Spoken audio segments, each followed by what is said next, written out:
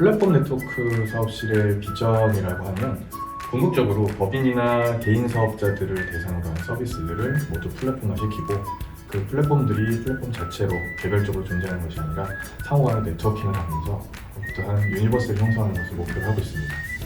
단순히 도메스틱에 머무르는 게 아니라 글로벌로 확장하는 비전을 달성하는 것을 추구하고 있습니다. 저는 좀 도전적인 부서가 됐으면 해요. 플랫폼 네트워크 사업실에서 하는 것들 중에는 처음으로 시도하는 것들이 되게 많아요. 그래서 쉽지 않고 많은 장애들을 만나게 되는데 그럴 때마다 좌절하거나 쉽게 꺾이는 것이 아니라 좀 도전적으로 끝까지 추진하는 그런 모습, 그런 분위기였으면 좋겠고 그러기 위해서는 좀 실이 좀 에너지가 넘쳐야겠죠. 그래서 에너지 넘치는 우리실, 도전적인 우리실, 긍정적인 우리실, 이런 것들이 제가 원하는 실 분위기고요.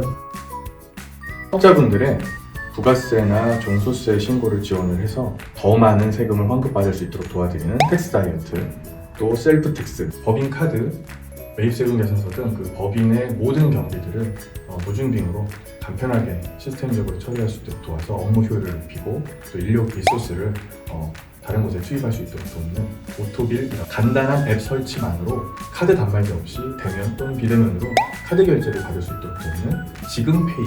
대부분의 대금 지급 구조는 하향식 다단계 대금 지급 구조를 갖고 있어요. 그래서 가장 그 구조의 하위에 위치하는 분들은 대금을 가장 늦게 지급받게 되는데요. 그분들에게 가장 먼저 대금을 지급받을 수 있도록 지원하는 구조화된 금융 서비스인 퀵페이. 배달 플랫폼의 지점이나 우리 배달 기사들의 업무를 지원하는 스마트 경비 관리 서비스. 사업자들에게 필수적인 전자세금 계산서 서비스죠. 정발행, 역발행, 그리고 위스탁 발행까지, 그리고 대량 발행까지 모두 가능한 나이스 빌이라고 하는 전자세금 계산서 서비스도 운영하고 있습니다. 은행, 카드, 국세청 등 모든 금융 데이터들을 한 곳에 모아서 업무 효율성을 높여주거나 또는 서비스의 품질을 향상시킬 수 있도록 도와주는 디모아. 개인 사업자나 자영업자, 소상공인분들의 그 메인 매출, 또 배달 매출 등 모든 것들을 다 집계해서 한 번에 볼 수 있도록 도와주고요. 세무 시뮬레이션이나 상권 비교 등까지 제공을 해서 진짜 오너가 될 수 있는 기회를 드리는 진짜 사장님 리포트, 나이스 오너라고 하는 모바일 서비스도 있습니다. 플랫폼 네트워크 사업실에서 얻게 되는 가장 큰 경험은 바닥부터 시작하는 가장 어려운 시절을 겪는 그런 부분이라고 생각해요. 우리가 도전해야 되는 상대가 쉽지 않고 우리가 도전해야 되는 분야가 쉽지 않은 분야예요. 특히 우리 그룹이나 우리 회사에서 처음 시도하는 것들이 많고요. 그러다 보니까 전혀 예상하지 못했던 위기를 만나게 되거나 시장에 들어갔을 때 시장에서의 반응이 기대와는 다를 수도 있습니다. 하지만 그런 것들을 스스로 극복해내고 찾아가는 그런 근성들, 그런 모습들을 우리가 배우게 되고요. 또한 서비스에서 사실 가장 중요한 게 우리가 일상에서의 어떤 관찰한 것들을 서비스로 전환시키는 그런 부분들이 사실 굉장히 중요하다고 보는데요.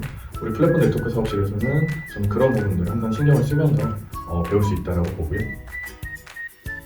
저는 사람을 볼 때 가장 중요하게 생각하는 게 창의성입니다. 저는 창의적인 사람을 굉장히 좋아하고요.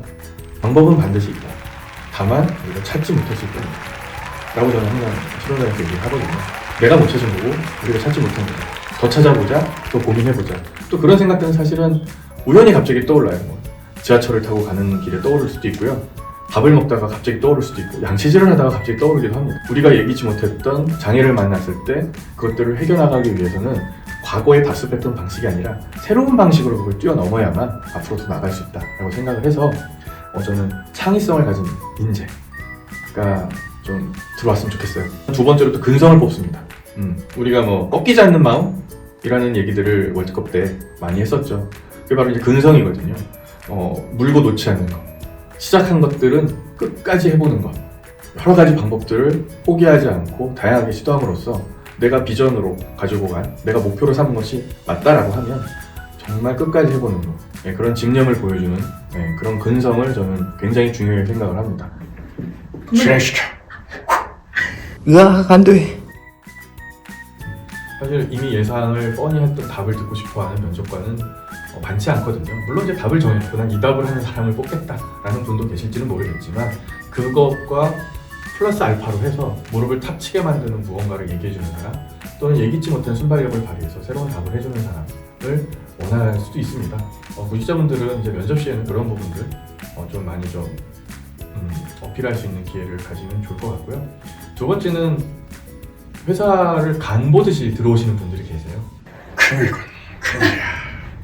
죽이 되던 밥이 되던 최소한 수개월에서 1년 이상 또는 2년에서 3년까지는 그 조직 안에서 생활을 해보기를 저는 추천을 해드려요. 저는 좀 더 오랜 기간을 가지고 그 안에서 본인이 할 역할을 찾는 게 필요하다고 봐요.